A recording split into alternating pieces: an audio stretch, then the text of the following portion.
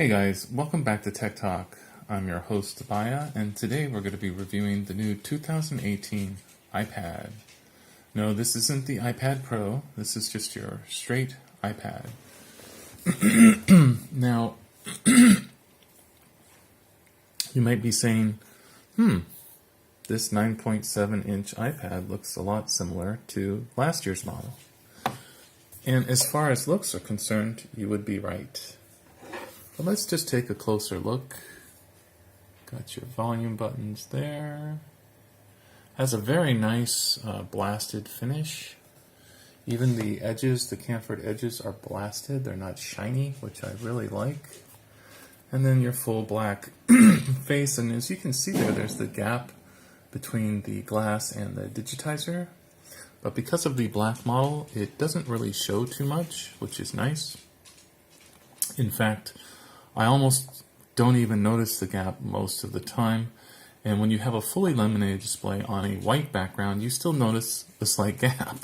So besides the touch feeling, there's really not much of a difference. I mean, you do feel a little hollow touch, but the responsiveness is there. So it's not like the touch responsiveness is not good. So I wanted to clarify a few things that I've heard on the internet about this particular unit and some of the upgrades that I think have been included that maybe have not been mentioned yet, which is not only is the processor a big jump up from last year's model, but it has a couple of things on the glass or the screen that's a little bit different. It's still the scratch-resistant glass. I don't know what Apple uses. It's their proprietary blend, but it is scratch resistant. But this year's model also has an oleophobic coating, which you can kind of tell. It's still a fingerprint magnet, but the reflection is a lot better than last year's model. That really was kind of a deal breaker for me, not having the laminated screen and then being super reflective. So they have changed that. It's less reflective, and so you don't even notice the gap as much because of that oleophobic coating, which I really, really like. Still has 2 gigabytes of RAM. The model that I purchased is the 128 gigabyte model, since there are no options to add storage through an SD card slot.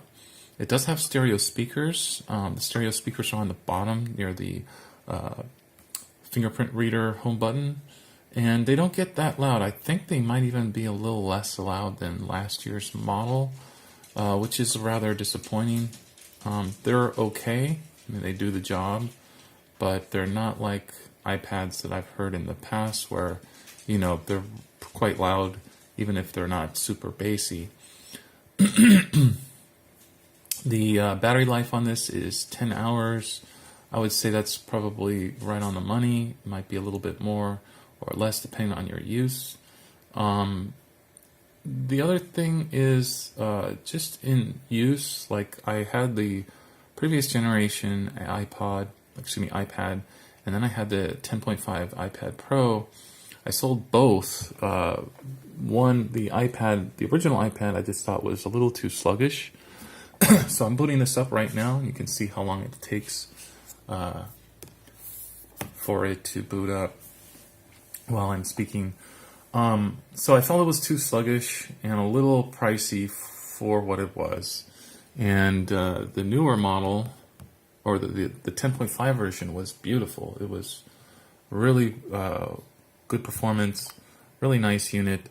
But again, the cost of that particular unit, if you wanted anything above the base storage that they offer you, was pretty prohibitive at almost over $800.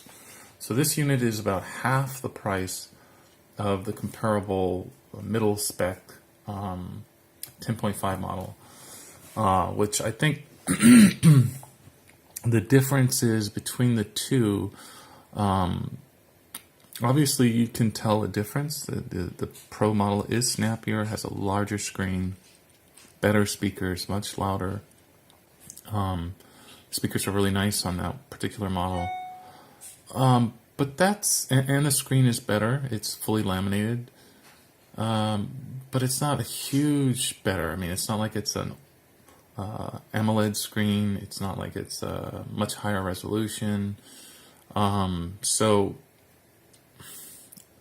for all of that money, and you still get pencil support with this new model, it doesn't have the 120 hertz refresh rate, but most tablets don't even have that yet anyway. So and I'm not doing anything heavy with this device. It's my backup device. It's not my primary computing device.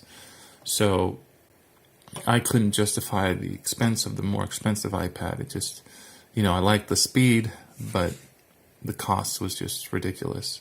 This, I think, is a really nice balance. I would have appreciated if they would have added just 1 gigabyte of RAM. I know they want to differentiate the models, but if this would have had 3 gigs, it would have been a little more future-proof.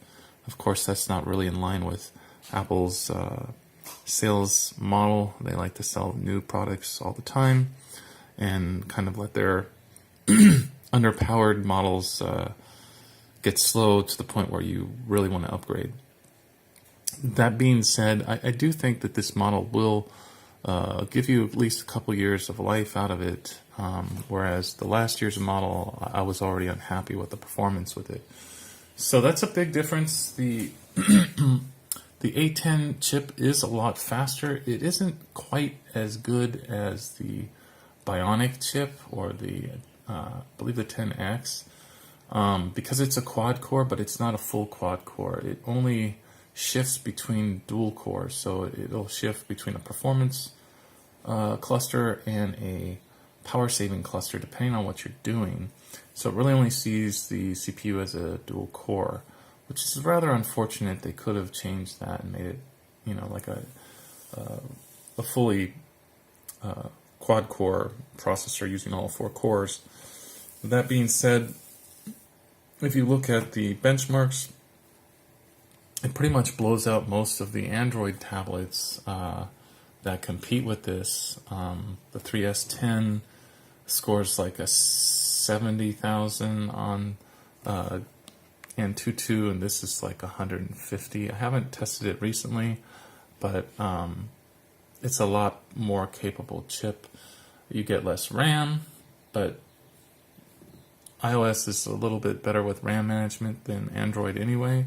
So day-to-day performance is better on this than even the 3S10. 3S10 is about $300 with a lot of Asus crap UI layered on top of Android.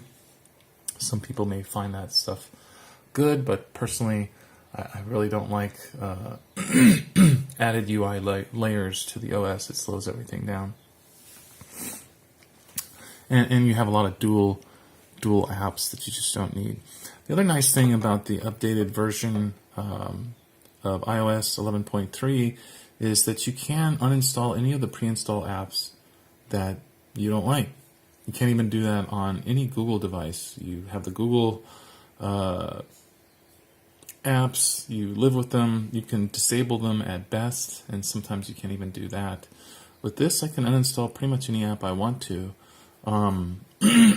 Which is really nice. I like having that flexibility.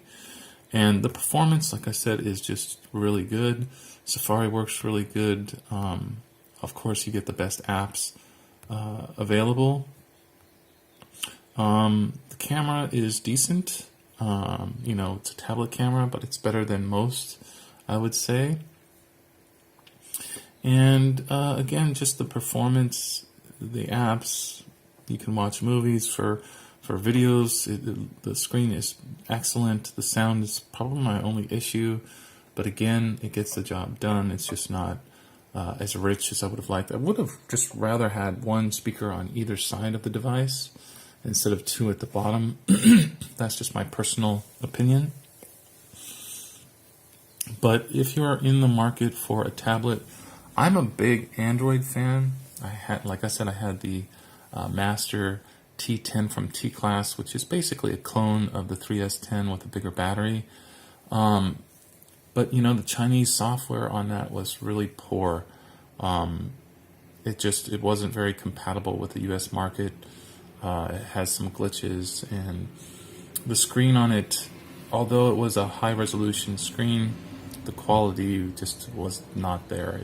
The color was off, and it started to have some ghosting issues, and so I sold that, and I bought this instead as soon as it came out. And I'm very happy. I'm very happy that I did.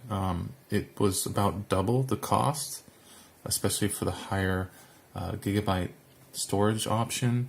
I could have gotten the 32 gig model, which would have left you with around 10 gigabytes of storage, and then you could eliminate some of those apps to get some of that back.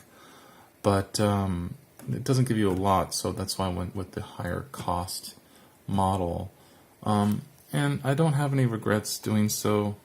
I do feel that, like I said, this is a really good device for the price, and I will be keeping it for quite some time. So,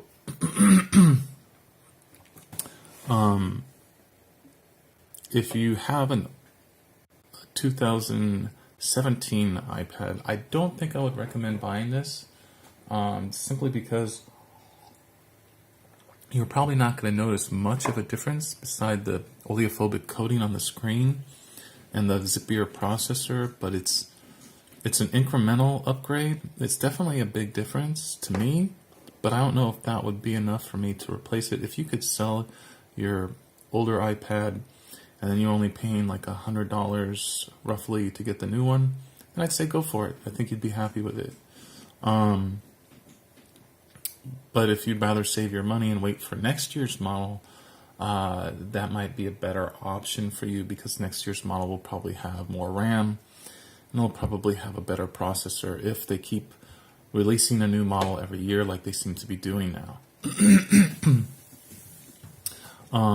But if you're in the market for a tablet now and you don't have anything, or if whatever you have is kind of old, I really don't see any competition to this. The Samsung S3 is using, it's been out for about a year, and it's using an older chip. I think it's the 625, or might be a little bit better, but it's not a very good chip. I mean, it's not the fastest, and with the pixel density and Android's RAM management, I would say it's probably not the super fastest tablet either, and I just can't stand TouchWiz. Like I said, the other tablet that would compare to this would be the 3S10. It's exactly the same format. And again, it doesn't hold anything to this tablet. The screen on this is better. The sound on the 3S10 is probably better, but the battery life is pretty atrocious. And obviously the apps are better in the Apple environment. So, take your pick.